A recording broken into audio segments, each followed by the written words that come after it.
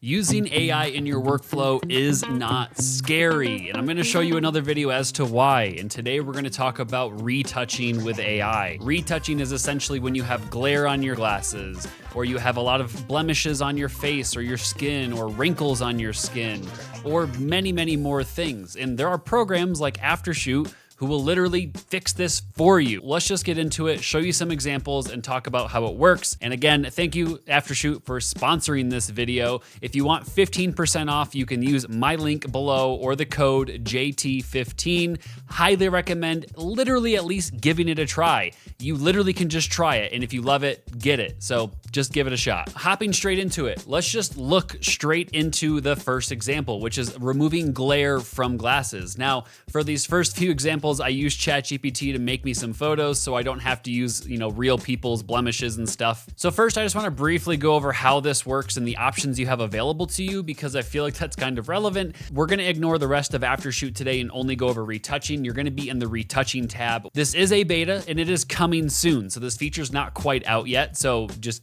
keep that in mind when you're ready to use Aftershoot, or if you already pay for it, you can get it when it comes out if it's a part of your plan. So you have a presets option, which will just basically clean up different things automatically for you, or you have advanced adjustments, which is a really fun area because you can do groups of people if you have photos with more than just one person, or you can do an individual person.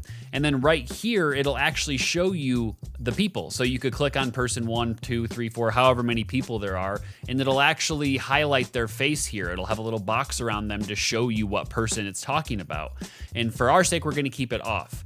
And then you also have options to fix their face, their body, or you can do patch removal, which is basically object removal like you would use in Lightroom or other programs, but you can do it directly in Aftershoot, which it does a really good job. Again, we'll do example. If you're just doing their face, which most people are probably going to be doing retouching for facial features like glares, wrinkles, blemishes, there's basically all of that. You have an option for blemishes, wrinkles, teeth, face, glare, and hair, runaway hairs specifically.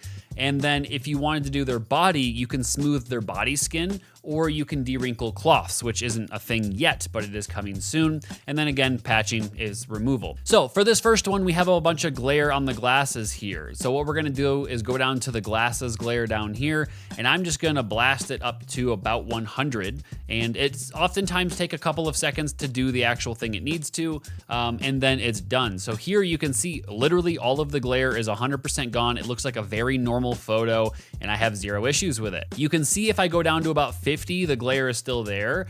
So you may have to go up to quite a high number to get rid of your glare, and just really depends on how it manipulates your photo, if it does or doesn't do it the full way. I did throw some real testy photos at this program, so keep in mind that not everything is going to be perfect.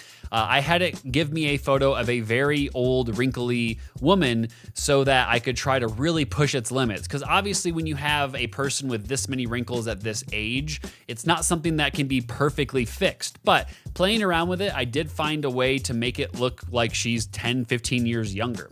So what we'll start with is just wrinkles. We'll do forehead wrinkles to 100, we'll do eye bags to 100, and then smile lines to 100, and just start with that. And as you can see, it already got rid of a lot of the wrinkles in most of the face. And there's more that we can do to fix this. And then we're gonna go to the face section, which we're going to smooth the face all the way, which does a really good job, which it kind of does start messing with the alteration and look of the person's skin. So maybe we'll just go down to like 50 on that to make it look a little less unnatural. And then you can also brighten their eyes to make them look a little bit more lively or bright, but that's not something you have to do. But you can see this person when, a little bit younger doing these wrinkle removals. So this was more of an extreme example. So if we just go down and do wrinkle removal, you can see that it does a pretty good job at removing the forehead wrinkles here, going from least to most, which is pretty impressive because it looks very natural. And then the next photo I wanted to go over, and we're just gonna do one of these, is blemishes. So I mean, this is obviously a very extreme example of having blemishes on a person's face, but I really wanted to test this software to see how well it does. First things first, we want to do acne removal. So we'll just go to 50 first just to see what that does. because this is generally mostly acne on the person's face. And as you can see, this is already 10 times better than it looked before. Like, it already looks fantastic. But if we go up to 100, it looks very, very, very good. Now, the skin starts to look a little abnormal in certain spots because of what it's doing. I mean, even at about 63%, it still looks much better and a lot more natural. So that's kind of where I would probably keep it. But I have found that if you have someone that has a lot of scars or blemishes on their face, scar removal or freckle removal can also help get rid of some of the acne.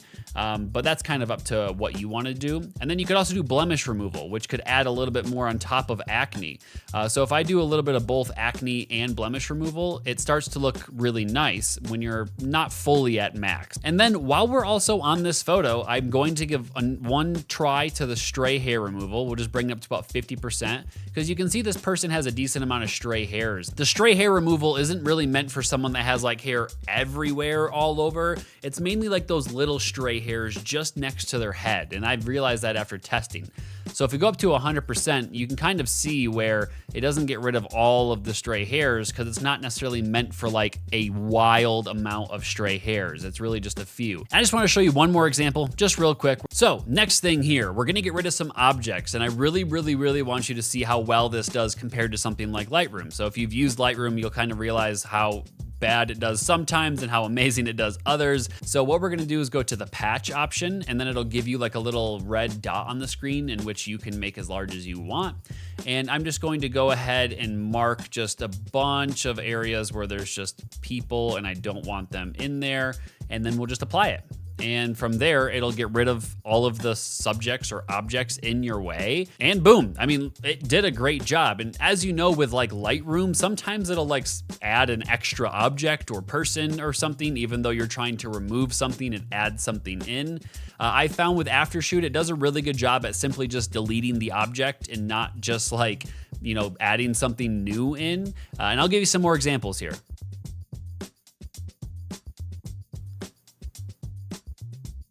With this photo here being a much more extreme example of trying to remove something, because this is not like an easy photo to remove your objects from. But it did a decent job. It's just that fuzziness is extremely obvious. But again, this was a very, very hard photo to remove stuff from because it's just everywhere. Lastly here, I just wanted to go over some flyaway hair things. So what we're gonna do is go back and try to just do hair strays. And if we go all the way up to 100% here, you'll still notice that it kind of cuts off above where the head is, but like anywhere above a couple of inches from the head, it doesn't really recognize or do a great job of finding. So that's why I was saying earlier, the stray hairs is more or less for like those small stray hairs that are just an inch or so away from your head. Whereas if you have them like literally almost a foot away from your head, it still does a really good job. I mean, this photo is extremely cleanable. I mean, you just add a little bit of object removal to this and this right here, and you'd probably be able to get this photo looking really nice. The benefit of using this tool versus like an object removal or replacement tool like in Lightroom is that when you try and trace out different areas around someone's head, it becomes really hard to not select part of their hair. And a lot of the times what will happen is you'll have the hair get replaced as well, which can make it look really strange. This will just save you the time to be able to kind of deal with a lot of that. But that's what I have for today, and I'll see you on the next video.